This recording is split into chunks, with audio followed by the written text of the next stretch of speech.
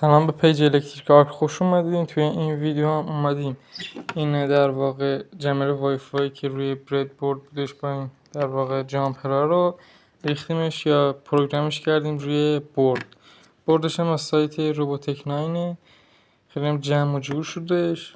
یه صفحه نمایش داره، یه ESP 8266، 3 تا کلید 6 پایه و باتری لیتیومی 3.7 ولت 500 میلی آمپر، یه دونه ماژول شارژ. حالا با میکرو یو اس بی هم شارژ میشه. حواستون هم باشه مینی یو اس بی نگیره، میکرو یو اس بی بگیر.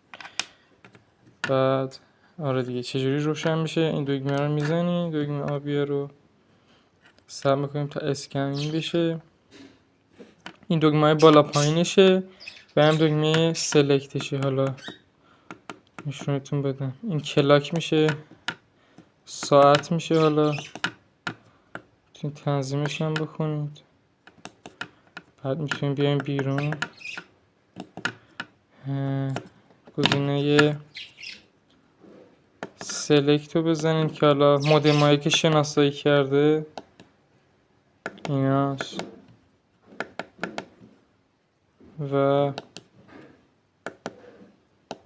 بیاین گزینه حالا اسکن رو بزنین، بعد سلکت رو و بعد حالا اتک که موجب میشه اینترنت ها خاموش بشه.